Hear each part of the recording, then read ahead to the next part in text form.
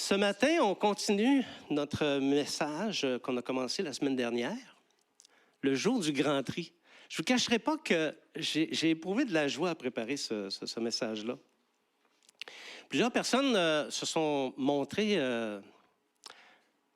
contentes de la manière dont ça a été présenté. Et même, je ne sais pas si vous avez vu ça, mais même l'exposition sur la chaîne YouTube, c'est genre une fois et demie le nombre de personnes qui nous ont écoutés, une fois et demie qu'est-ce qu'on a d'habitude. Alors, je suis bien content. Vous le savez, j'ai commencé à me lever, j'ai commencé à m'affirmer sur la question de la fin des temps parce que mon oreille est fatiguée d'entendre toutes sortes de choses qui n'honorent pas la parole de Dieu. Et je me lève avec amour et je dis la vérité de la parole de Dieu. Et ça place les interlocuteurs en situation de dire, c'est vrai ou pas, mais au moins, ils ont la parole devant la face. Juste avant qu'on entre profondément, on va demander au Seigneur Jésus de nous accompagner. On a besoin de son Saint-Esprit afin d'entendre ce que le Seigneur a à dire et de l'inscrire sur les tablettes de nos cœurs. Amen. Merci Seigneur Jésus pour le privilège que nous avons, car c'est un privilège, de pouvoir considérer ta parole, l'étudier ensemble, d'entendre ce que le Saint-Esprit a à nous dire. Ce matin, Seigneur, nous te demandons d'ouvrir nos cœurs, que nos cœurs soient tout grands ouverts à recevoir cette belle parole de Dieu qui fait du bien à nos âmes, qui structure nos âmes. Et Seigneur, fais ton œuvre dans nos vies, nous le demandons dans le nom de Jésus. Amen. Donc, on va examiner un grand événement à venir, le jour du Grand Tri. La semaine passée, c'était le jour du Grand Tri, partie 1, mais on ne peut pas dire qu'on a entré tant que ça dans l'événement à proprement parler. Mais aujourd'hui, on va aller au fond des choses, OK? L'avantage de présenter un message comme celui-ci, c'est la première fois que je le fais en utilisant cette technique-là, c'est que ça présente l'avantage de ne pas avoir à s'enfarger dans des versets complexes. Parce qu'on ne se le cachera pas, toute la question sur la fin des temps, la prophétie biblique qui concerne la fin des temps, c'est quelque chose de complexe. Ce n'est pas n'importe qui peut avancer des choses là-dessus. Parce que souvent, le risque, c'est celui de se tromper. Et croyez-moi, en la matière, nombreux sont ceux qui se trompent. On s'était appuyé, vous vous souvenez, sur le passage de Matthieu 25, 31 à 46, et on l'avait lu, mais on ne va pas le relire aujourd'hui. C'est quand même une bonne portion de passage. C'est un événement qui est crucial, beaucoup plus crucial que ce qu'on peut penser, cet événement du Grand Tri. Et c'est important de bien le mettre en contexte pour ensuite comprendre tout ce qui gravite autour, parce qu'il y a beaucoup de choses qui gravitent autour. Vous vous souvenez, la semaine passée, on avait fait quelques précisions circonstancielles. On avait parlé des temps qui vont précéder le jour du Grand Tri. On avait donné les grands thèmes, si on veut. On avait parlé un petit peu de la contribution de la coalition des 10 nations. Dans l'Apocalypse, il appelle la bête à 7 têtes et 10 cornes. Et ça a une signification. Pour bien comprendre la signification de ce symbole-là, ça serait important de vous procurer le livre Limpide et masqué. Vous pouvez l'acheter ici ou encore m'appeler à la maison et puis je vais m'organiser pour vous le faire venir. On avait parlé de la conduite de l'Antéchrist et on s'est aperçu que cet Antéchrist, finalement, c'était loin d'être un messie, hein? On a parlé un petit peu de la persécution des chrétiens et là-dessus, quelqu'un m'a dit après la réunion, ça fait peur. Oui, et il faut que ça fasse peur parce que quand ça va arriver, nous allons avoir peur. On est revenu sur l'abomination de la désolation, ce geste incroyable que l'Antéchrist va faire dans le temple et on a parlé du jugement de la religion apostate. Ce matin, on va reparler un petit peu d'une manière différente et on va compléter un certain nombre de choses sur le contexte du jour du Grand Tri. On va en parler, on va regarder un petit peu au loin aussi, au-dessus de l'épaule, pour apercevoir le fameux règne de 1000 ans. Je vais vous en parler. Parce qu'il y a très peu de choses qui sont dites là-dessus, mais on peut penser que ça va fonctionner d'une certaine manière et je vais vous entretenir là-dessus. Donc, on revient un peu sur le contexte. Le jour dernier, le dernier jour, sur le coup du soir, il est survenu un immense tremblement de terre, comme il n'y en avait jamais eu depuis que l'homme existe, depuis que l'homme a été créé sur la terre. C'était un tremblement de terre tellement important que les villes des nations sont toutes tombées.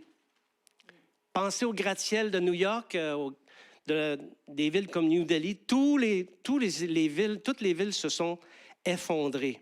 Et il s'est produit quelque chose à l'occasion de ce grand tremblement de terre. Il n'y a pas que les villes qui sont tombées. Plusieurs tombeaux se sont ouverts.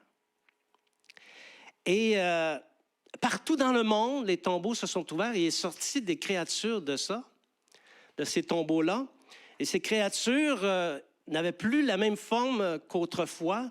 C'était des créatures transformées. C'était les chrétiens qui étaient décédés, qui ont ressuscité, conformément à la parole de Jésus, parce que Jésus a dit qu'il ressusciterait les siens le dernier jour. Et ils ont été immédiatement suivis par ceux qui étaient restés vivants, peu nombreux parce que l'Antéchrist leur avait fait la guerre. Mais ces vivants qui étaient restés ont été transformés et tous ensemble sont montés à la rencontre du Seigneur dans les airs. Après ce grand tremblement de terre, pendant 30 jours, il y a eu le soleil et la lune qui ne donnaient plus leur clarté. Un phénomène impossible au plan de la science se produisait aussi. Les étoiles tombaient sur la terre. Je ne le comprends pas aujourd'hui, mais je crois que ces hommes-là, lorsque ça va arriver, vont le comprendre. Et l'Antéchrist, lorsqu'il a vu ce qui se passait, a mobilisé toutes les armées de la terre pour un grand combat, pour le grand jour du grand combat. Et là, Jésus, c'est là-dessus que je vous avais laissé la semaine passée, Jésus est apparu dans le ciel, c'était une apparition éclatante de gloire. Jésus était resplendissant et il était monté sur un cheval blanc. Il y avait des écritures sur son vêtement. Et une épée à double tranchant sortait de sa bouche. Ça aussi, je ne sais pas à quoi ça ressemble, mais on va le voir à un moment donné, n'est-ce pas? Et il n'était pas seul. Il était accompagné d'une multitude impossible à compter. Des milliers, des myriades de myriades l'accompagnaient dans cette apparition glorieuse. Et toutes ces créatures étaient glorieuses. Le ciel était super lumineux. Et juste avant que ça se produise, c'était les ténèbres sur la terre. Alors, d'autant la lumière était plus éclatante. Alléluia.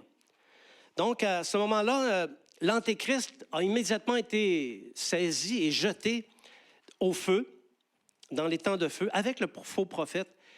Et ensuite, Jésus a tué tous ceux qui étaient montés pour combattre, systématiquement. Ils sont tous morts. Une multitude innombrable aussi.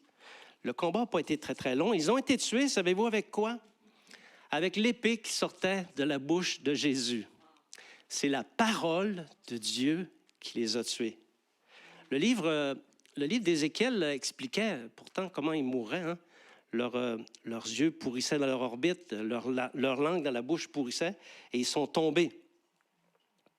Un ange puissant, vraiment puissant, avait saisi Satan. Et ça, c'était surprenant parce que les hommes avaient l'impression que Satan était presque Dieu, qu'il était puissant. Mais ce n'est pas le Père qui l'a saisi, ce n'est pas un ange, ce n'est pas Jésus qui l'a saisi, mais un ange puissant. Ça veut dire qu'il y a des anges qui sont plus puissants que Satan. C'est ça que ça veut dire, OK? Et cet ange-là, j'ai hâte de le rencontrer, il l'a enchaîné dans l'abîme pour 1000 ans. Et bien, vous ne le saviez pas, mais l'abîme était resté ouvert depuis longtemps parce qu'au son, si ma mémoire est fidèle, au son de la 3e trompette, l'abîme s'est ouvert. Et puis, il avait resté ouvert pendant tout ce temps-là jusqu'à ce que Satan soit enchaîné dedans. Et là, l'abîme a été refermé. Ensuite, oui, la résurrection avait eu lieu. Les vivants ont été transformés instantanément, mais les martyrs n'étaient pas revenus tout de suite à la vie. C'est après que Satan a été enchaîné que les martyrs, ceux qui ont payé de leur vie, leur foi, ils sont ressuscités à leur tour et il leur a été donné la dignité de régner avec Christ pendant 1000 ans. Alors voici les grands événements de la fin des temps, ces fameux événements que les chrétiens parlaient tout le temps, se sont déroulés, tout était passé. Il ne restait plus que la prophétie de Gog et Magog à se réaliser et nul doute que cette prophétie d'une autre guerre encore incroyable va se produire 1000 ans plus tard. Okay? Il n'y a que ça qui reste à réaliser. Alors, c'est sûr que dans un contexte comme celui-là, il y a des beaux jours devant les hommes, n'est-ce pas? Le peu d'hommes qui restent, parce qu'il n'en restera pas beaucoup. Je ne sais pas combien, je ne sais pas si ça va se compter en millions ou en milliers, mais il n'en restera pas beaucoup, ça c'est sûr, OK? Sauf que, avant que le règne de Christ redémarre, ou démarre, il doit procéder au tri chez les survivants. C'est ça le titre du message. Il faut qu'il fasse le tri. La montagne de Sion. Alors Jésus est assis sur son trône, qui a été installé sur la montagne de Sion, et ce n'était pas la montagne de Sion telle qu'on la connaît.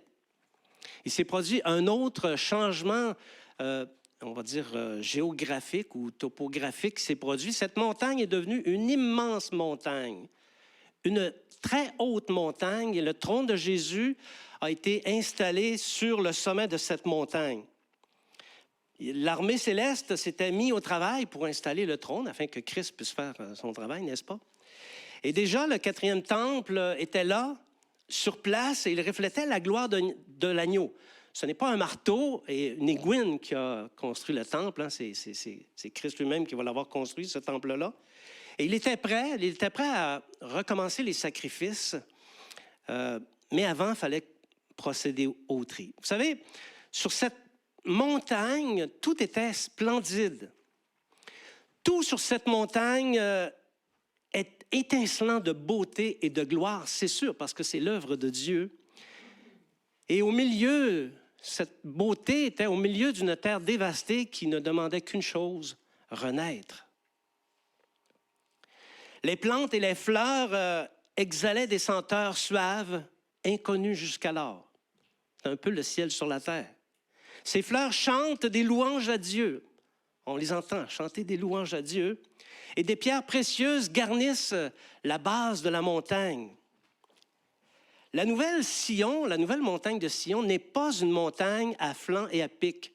Ce n'est pas le mont Everest, OK? À son sommet se trouve une immense zone plate qu'on pourrait appeler une esplanade en or pour assurer le service du temple. Ça donne le goût, n'est-ce pas? Mais aussi pour accueillir les nations, parce que les nations ont eu l'obligation d'apporter leur offrande et leur gloire à toutes les années au moment que Dieu a fixé. Ça, c'est la montagne de Sion. Les transformer? Bien, justement, les survivants des nations étaient tous rassemblés devant le trône de Jésus. Hommes, femmes, il n'y avait pas 16 identités sexuelles. Il n'y avait que des hommes et que des femmes. Et il y avait aussi tout autour, et ça on l'oublie souvent, tous les transformés. Ceux qui étaient ressuscités, fraîchement ressuscités, et ceux qui ont été transformés, qui sont allés à la rencontre du Seigneur. Tous ces gens, c'était des personnes qui avaient placé leur foi dans le Seigneur, qui avaient marché en conformité avec les enseignements du Seigneur Jésus. C'était des gens qui avaient marché en nouveauté de vie et qui avaient porté du fruit pendant le temps qu'a duré leur séjour sur la terre. Ce n'était pas n'importe qui, ces gens-là, les transformés. On aurait dit, ils ressemblaient à des anges du Tout-Puissant. Ils brillaient comme le soleil. Ce n'est pas le genre d'hommes et de femmes qu'on est habitué de voir, n'est-ce pas? Et la plupart étaient ressuscités depuis peu, et leur apparence était complètement changée, comme j'ai dit tout à l'heure. Plusieurs parmi eux avaient passé au travers des tribulations, et ça avait été pas facile pour eux. Et quand Jésus avait fait la résurrection, ils étaient là, sur terre, et Jésus les avait complètement transformés avant qu'ils puissent monter dans les airs. Ces gens-là, déjà, on les appelait, on leur avait donné un nom, on les appelait les transformés, à cause du changement complet de leur nature. On pourrait comparer en parlant de la semence. Leur première nature pouvait ressembler, par exemple, à une semence, et leur nouvelle nature comme la plante qui sort de la semence. Et on se rappelle, parfois, la plante qui sort d'une semence est surprenamment grande et grosse, vous comprenez? Donc, c'était un petit peu ça, leur deuxième nature.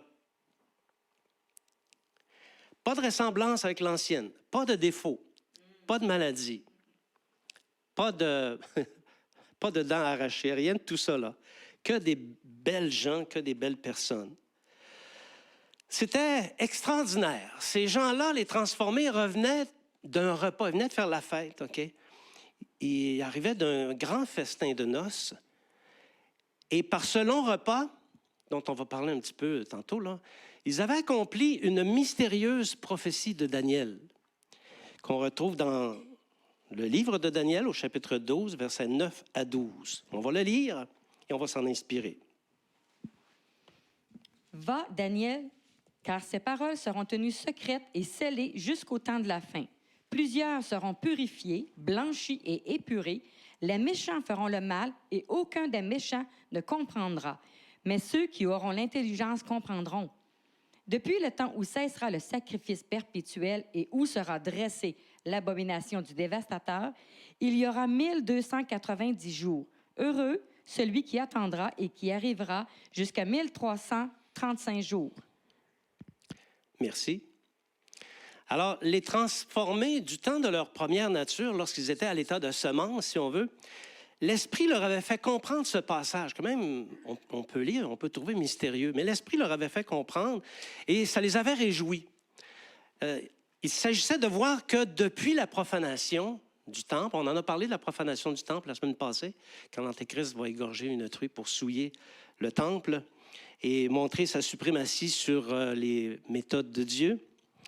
On en avait parlé de ça. Donc, depuis la profanation, il y aurait 1290 jours. Cette période était composée de la fameuse période de détresse qui avait été fixée à 1260 jours. OK? Alors, si on fait un petit calcul, j'ai sorti ma calculatrice, 1290 moins 1260, ça donne 30 jours. OK? Alors, ce que ça veut dire, c'est que le repas de noces va durer 30 jours. Depuis la résurrection jusqu'à l'apparition du Seigneur Jésus, un repas qui dure 30 jours. Alors, c'est ça qui donne 1290 jours. Si ces 30 jours étaient pur bonheur pour les transformés qui étaient au ciel, mais je peux vous dire qu'en bas, ce n'était pas la sinécure. Eux autres, il y avait peut-être de la joie, mais en bas, ce n'était pas la joie. Parce que les puissances des cieux étaient complètement ébranlées. Le ciel lui-même avait été roulé comme un livre ou comme un tapis, si on veut, qu'on roule. Et une grande crainte s'était emparée des hommes. Vraiment, les hommes avaient peur. Pardon. Juste avant que le repas de noces commence, il y avait une joie immense chez les hommes fraîchement transformés, ceux qui venaient juste d'aller dans le ciel, dans la présence de Dieu.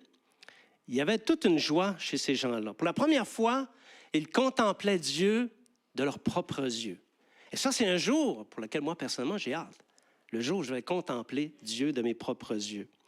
La joie des transformés, elle est écrite dans le livre de l'Apocalypse au chapitre 19, versets 5 à 9. Apocalypse, chapitre 19, versets 5 à 9. Et une voix sortit du trône disant, « Louez notre Dieu, vous tous, ses serviteurs, vous qui le craignez, petits et grands. » Et j'ai entendu comme une voix d'une foule nombreuse, comme un bruit de grosse eau et comme un bruit de fort tonnerre, disant, « Alléluia, car le Seigneur notre Dieu Tout-Puissant est entré dans son règne. Réjouissons-nous et soyons dans l'allégresse et donnons-lui gloire, car les noces de l'agneau sont venues et son épouse s'est préparée. Et il lui a donné de se revêtir d'un fin lin éclatant pur, car le fin lin, ce sont les œuvres justes des saints. Et l'ange me dit, écris, heureux ceux qui sont appelés au festin de noces de l'agneau. » Amen. À partir du moment où on parle dans ce texte-là des noces de l'agneau, il n'y a pas beaucoup de doute sur l'identité de la foule. Une foule, ce sont des hommes et des femmes. Ce ne sont pas des anges. C'est hommes et femmes. Alors, c'est vraiment ceux qui viennent tout juste d'entrer dans le ciel, ceux qui ont été ressuscités, qui venaient juste de sortir des tombeaux, et ceux qui ont été transformés. La grande question. Oui, parce que cette foule-là s'est posée une grande question. avant que ne commence le repas du Seigneur, se posait la question, qu'étaient donc devenus les chrétiens absents de ce rassemblement? Tous les chrétiens n'étaient pas là. Il en manquait. Et l'Esprit leur avait répondu ceci. Jésus est venu avec sa rétribution pour rendre à chacun selon ce qu'était son œuvre. Le fameux jour Draxo. Vous savez ce que ça veut dire? Vous savez ce que ça veut dire, Draxo? Dieu rendra chacun selon son œuvre. Alors, ces gens ne pouvaient hériter que ceux qui avaient lavé leur robe afin d'avoir droit à l'arbre de vie et d'entrer par la porte dans la ville. Ici, il n'y a aucune place pour les hypocrites, les chiens, les enchanteurs, les impudiques, les meurtriers, les idolâtres et quiconque aime et pratique le mensonge. Et sitôt que les chrétiens ont entendu cette explication, ils se sont souvenus. Ils se sont souvenus de tous ces chrétiens hypocrites qui pullulaient dans les églises, comme l'ivraie. Ces chrétiens qui transformaient la grâce de Dieu en dissolution. Ils agissaient mal, mais trouvaient toujours une justification à leurs mauvaises actions. Comme si le simple fait d'être chrétien et sous la grâce leur permettait, leur donnait l'autorisation de mentir, de s'opposer aux autorités, de faire de la médisance, de provoquer des divisions, bref, de faire tous ces troubles qui frappaient régulièrement les assemblées des saints, assemblées dans lesquelles Christ marchait. Et les justes, eux, souvent, ne comprenaient pas ce qui se passait. Ils n'osaient pas juger ni condamner. Chose certaine, aucune de ces gens-là n'était présent à la sainte convocation du repas de noces de l'agneau. Et en cela, Dieu a fait justice à ceux qui ont marché d'une manière digne du Seigneur. Aujourd'hui, il est difficile de faire la distinction entre ceux qui marchent d'une manière digne et ceux qui ne marchent pas d'une manière digne du Seigneur dans les églises. Mais en ce jour, Dieu avait fait justice à ceux qui marchaient d'une manière digne. Le grand tri, le temps du grand tri. On y arrive, on s'approche, on progresse, OK? La prophétie de Daniel, celle qu'on a lue tout à l'heure, disait « Heureux celui qui attendra et qui arrivera jusqu'à 1335 jours. » Encore un chiffre. Vous savez, j'ai dit quoi? OK. Cette parole de Daniel, de même que toutes les mentions de chiffres dans le passage que notre ami a lu tout à l'heure, avait grandement mystifié les églises. Les églises étaient toutes mélangées avec ça. Ils ne voyaient pas le sens. 1150 jours, 1260 jours, 1290 jours, et là, 1335 jours. Pour eux, c'était mêlant, mais on peut les comprendre, n'est-ce pas? Sauf qu'une fois qu'ils ont compris que ces nombres successifs visaient à marquer des événements, là, le mystère s'est estompé. Celui-là sera heureux qui arrivera à 1335 jours. C'était 45 jours après les noces de l'agneau. OK? 45 jours supplémentaires après les noces de l'agneau. Le seul événement correspondant était bel et bien la remise du royaume aux justes après le jour du grand tri. OK? C'était aussi pour indiquer le temps dont Christ va avoir besoin pour séparer. Ce ne sera pas en un clin d'œil, la séparation. Christ avait besoin de temps pour séparer les boucs des brebis, et on va y revenir à ça.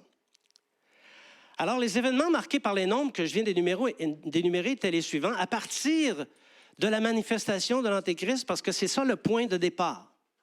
Lorsque l'Antéchrist s'est manifesté, ça a été le point de départ, OK? Donc, je pense qu'on les a au tableau. Ça ne ressort pas si bien, hein? Mais je vais vous aider, OK? Donc, 1150 jours, c'était le temps que devait durer la profanation du temple. Après le moment où la truie a été égorgée, que l'Antéchrist s'est déclaré Dieu, le Messie, bien, il y a eu 1150 jours, au terme duquel il y a eu la purification. Après ça, 1260, c'est le temps qui avait été fixé pour la grande détresse. Et aussi éliminer les chrétiens de la terre.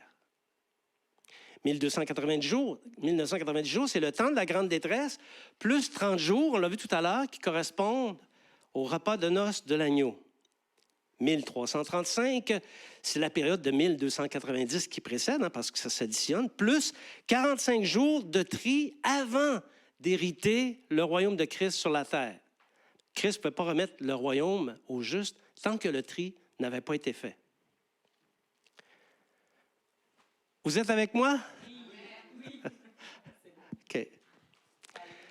La grande déception. Je ne sais pas si ça va être toujours aussi bon. OK? La grande déception. Au sujet du temps que devait durer le repas de noces de l'agneau, il y avait une controverse parmi les disciples du Seigneur. Oui, parce qu'il y en a beaucoup, ils étaient nombreux ceux qui soutenaient que le temps que devait durer le repas de noces de l'agneau était de 7 ans. Bon, c'est vraiment tiré par les cheveux, mais beaucoup de croyants, de chrétiens, le croyaient. Et ça, ils le croyaient parce qu'il y a un docteur qui était venu et qui avait introduit cette pensée insoutenable au regard des paroles de Jésus. Mais ce docteur-là l'avait instauré. Et les chrétiens de ce temps étaient un peu friands de gloire, ils étaient un peu prétentieux aussi. Ils s'imaginaient qu'ils étaient meilleurs que les chrétiens des autres générations. Et ils s'étaient approprié la promesse que leur avait faite le docteur. Ce docteur leur avait fait croire que les chrétiens ne connaîtraient pas la grande tribulation. Je sais qu'aujourd'hui, c'est difficile de comprendre qu'ils aient pu croire ça, là. C'est facile de parler quand tous les événements se sont produits, hein? Mais eux, ils le croyaient. Non seulement ils le croyaient, mais ils le répétaient. À qui mieux? À qui veut l'entendre? Nous ne connaîtrons pas les tribulations, nous ne connaîtrons pas les tribulations, nous ne connaîtrons pas les tribulations, gna, gna, gna, gna, hein? Ils chantaient ça comme ça, OK? Alors, les chrétiens de cette époque, endurcis comme aucun autre, ne voulaient pas croire Jésus, qui avait dit ceci dans l'Évangile de Jean, chapitre 6, verset 54. Celui qui mange ma chair et qui boit mon sang a la vie éternelle, et je le ressusciterai au dernier jour.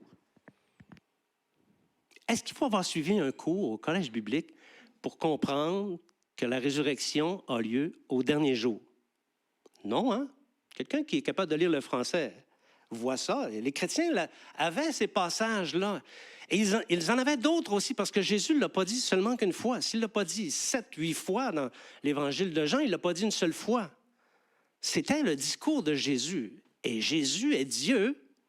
Et Jésus ne pouvait pas faire une erreur aussi lamentable que celle-là, se tromper sur le moment où la résurrection va avoir lieu. Il ne pouvait pas se tromper, OK?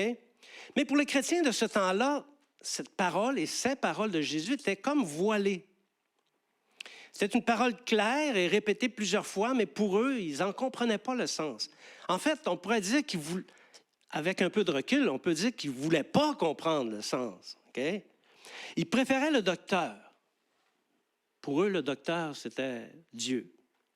Mais ils ont été déçus.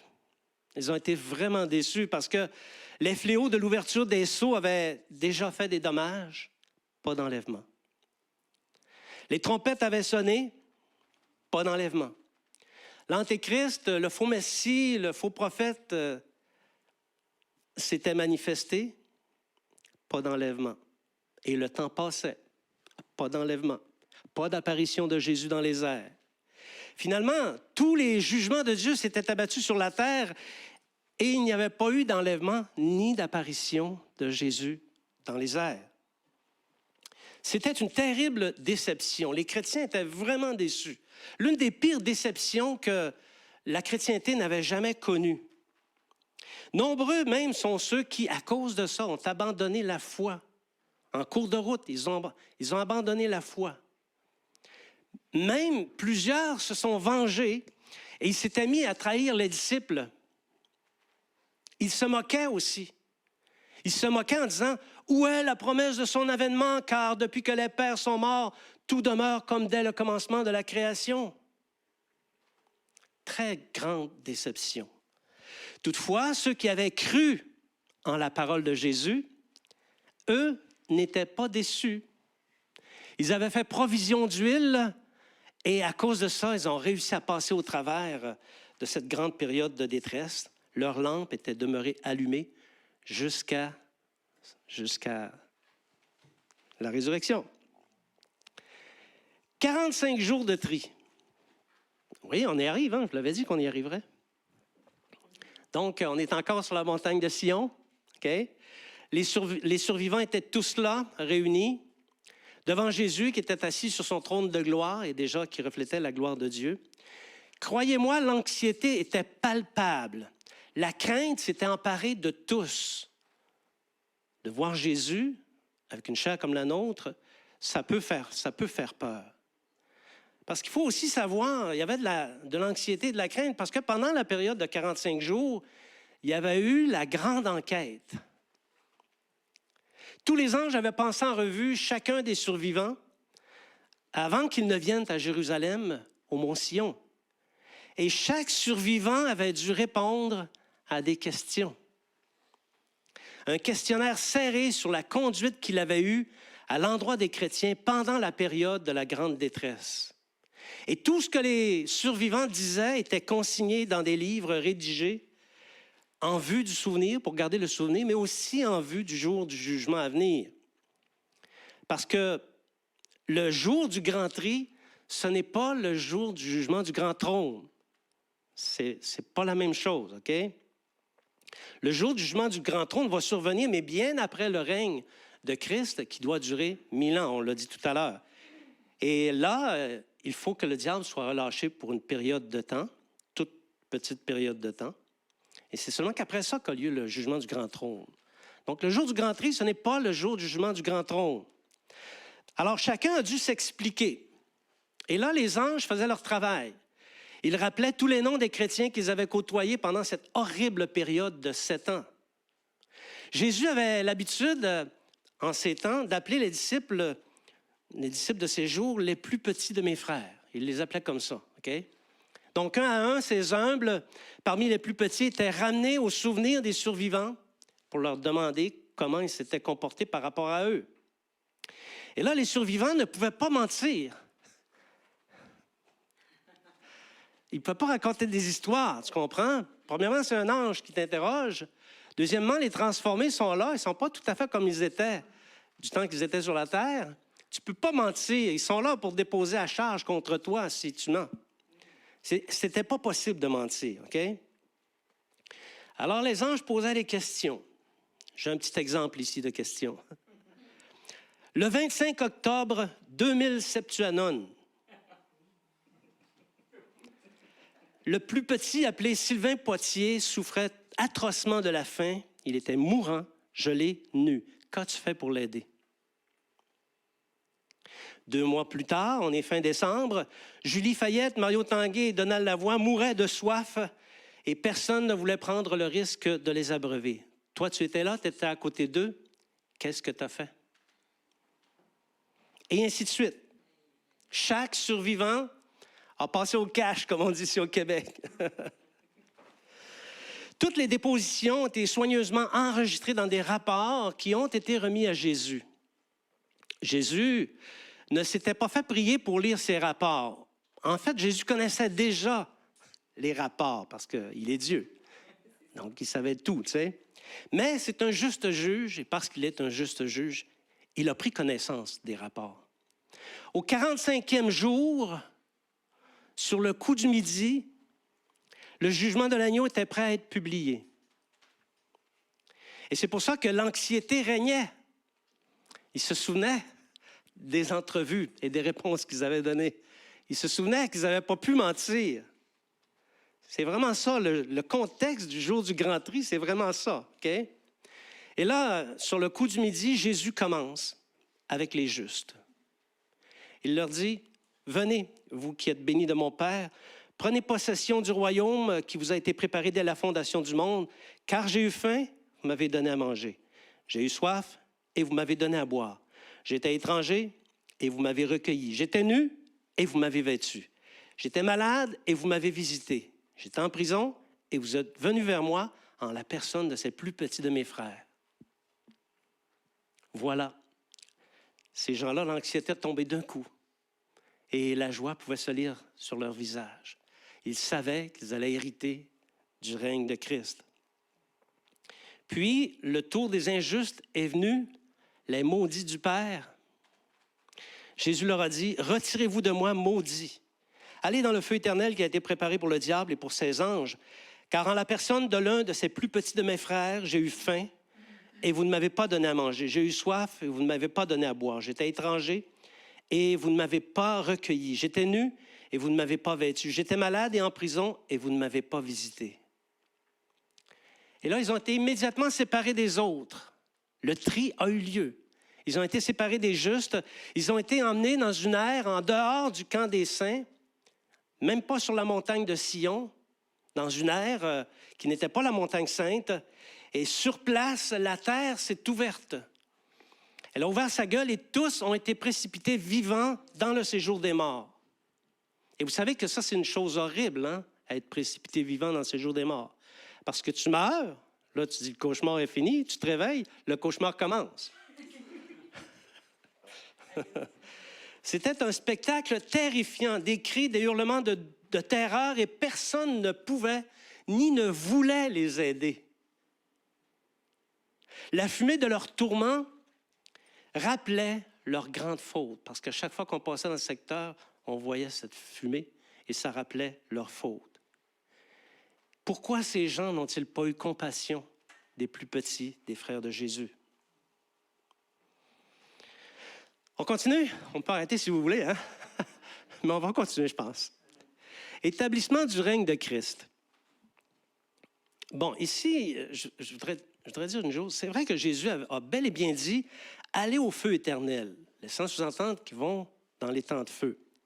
Mais en fait, Jésus utilisait une technique, il faisait ça souvent, une technique qu'on appelle le raccourci prophétique. Parce qu'effectivement, ils ne sont pas allés dans les temps de feu, ils sont allés dans le séjour des morts.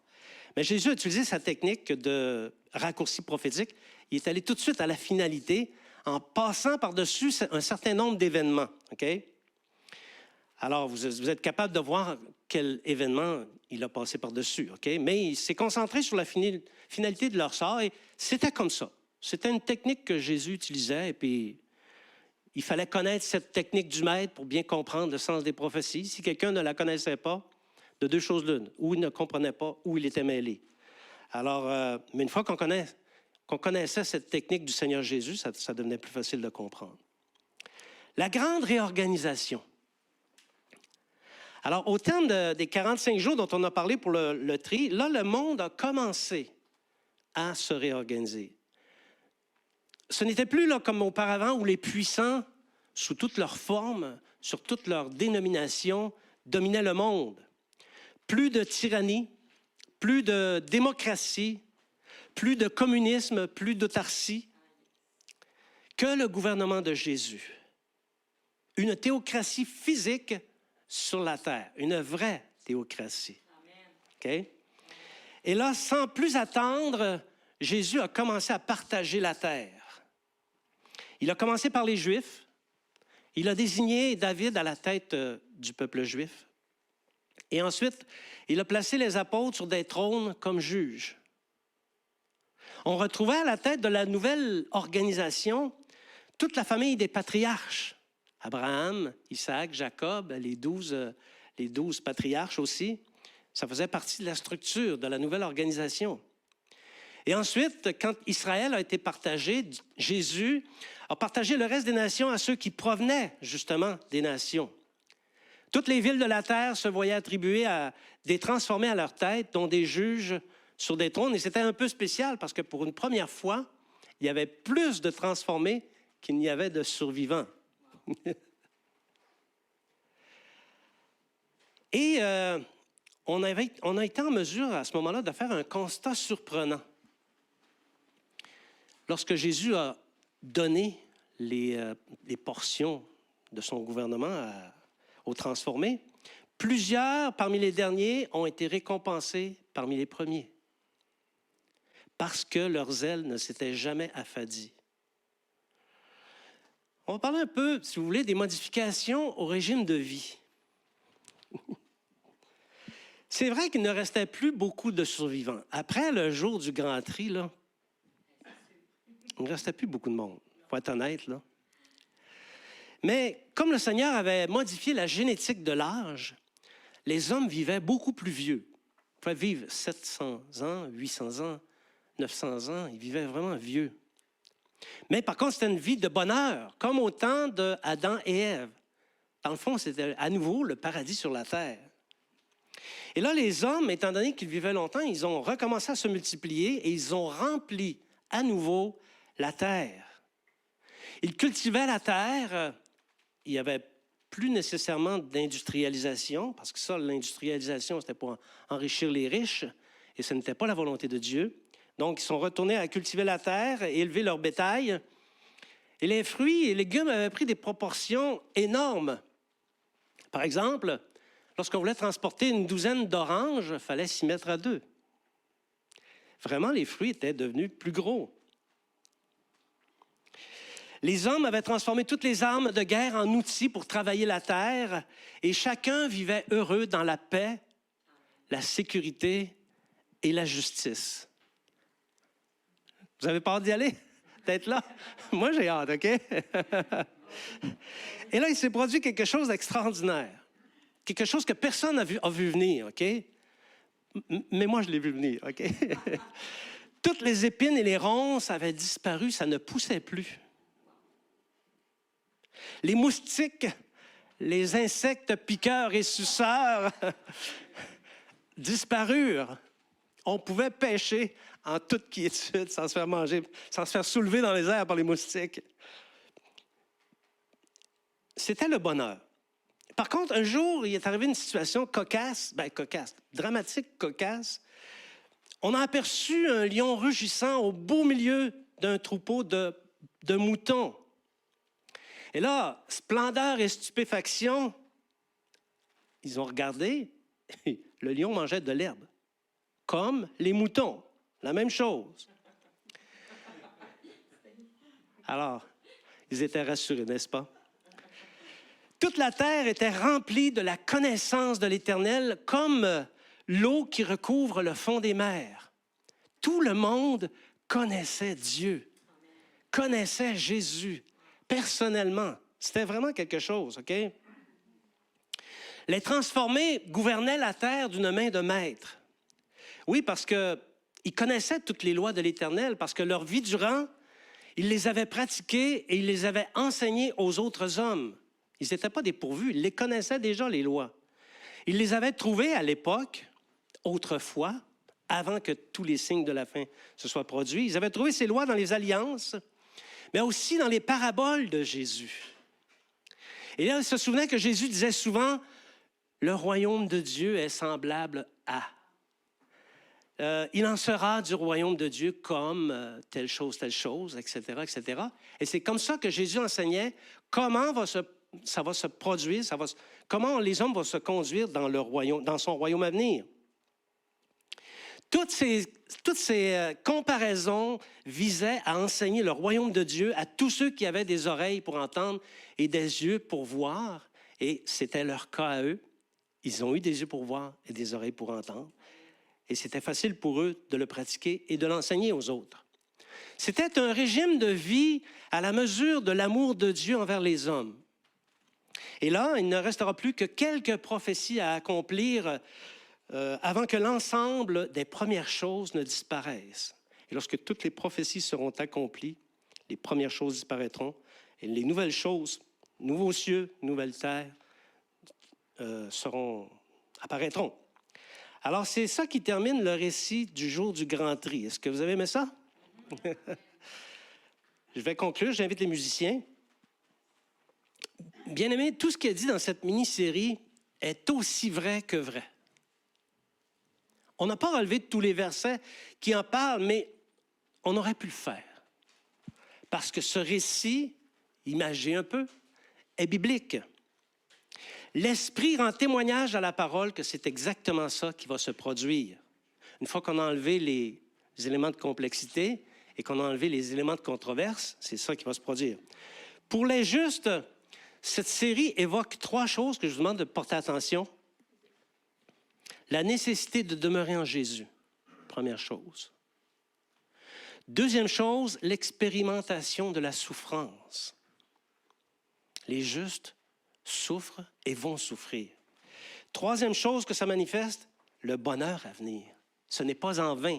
qui vont avoir supporté tout ça, ils vont avoir un bonheur qui leur est promis.